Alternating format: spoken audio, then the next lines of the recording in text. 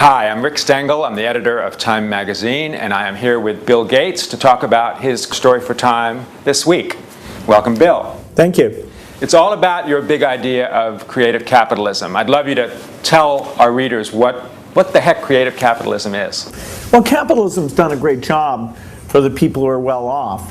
But if we look at the disparity between the poorest and the rest of the world, that gap is growing. And so the question is, can we take some of the carrying and innovation power, the resources of corporations, and get them to focus more of that on the needs of the poorest?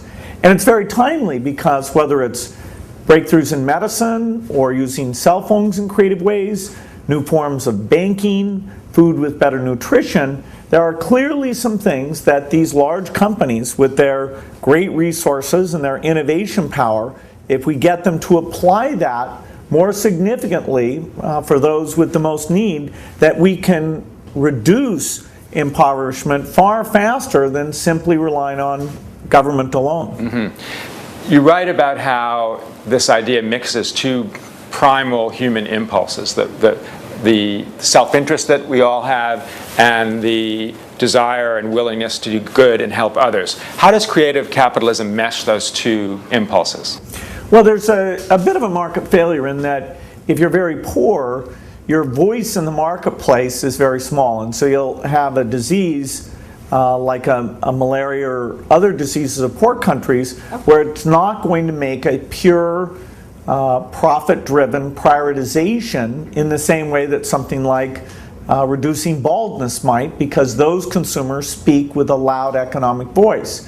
So how do we alleviate that? Part of it is a view that young people really do want to be involved with things that are helping the poorest, that they want to associate themselves with a company who's taking some of their innovation power and prioritizing it for these needs.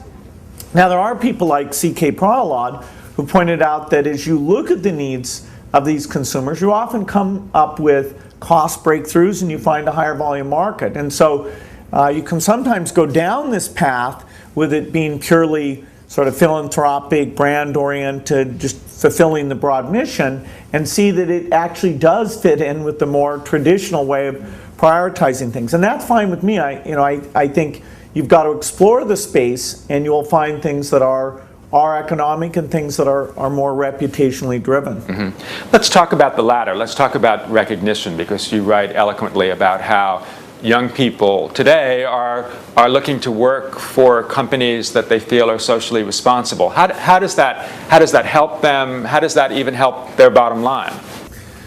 Well, I do see this big change that young people in their life's work want to feel like their company really is a positive agent for change. If their company has a certain type of science, that it's not just for the richest. And I think that is a very positive instinct that we can draw on, because companies compete to hire those people, to have them enthusiastic about the work they do. And so by taking each industry and having literally rankings that show which companies are being the most innovative and looking out for the needs of the poorest, then we'll raise the level of activity as people look at how they're being viewed. You're one of the great capitalists of the 20th century. And in the piece, you talk a little bit about the ways that capitalism has failed at the bottom of the market, or in the third world, in the developing world. How has capitalism not worked in terms of how people are feeling right now? Well, capitalism over long periods of time has worked better than anyone expected. And it's easy to lose sight of the fact of that because we look at individual companies that fail, and yet the overall total employment over the decades has gone up and up and up. So I don't think there's many people who'd want to set the clock back and say, okay, I don't want the breakthrough medicines, I don't want the empowerment of the internet or the cell phone or the great things that we have. At all times, you're always worried about imbalances, but that's partly why the system works so well.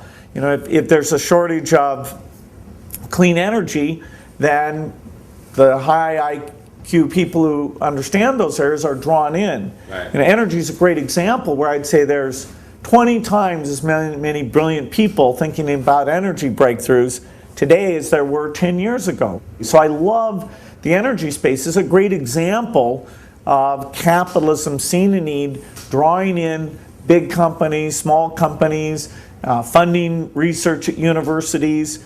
This is happening particularly in the US, but it's more global today than it would have been in the past.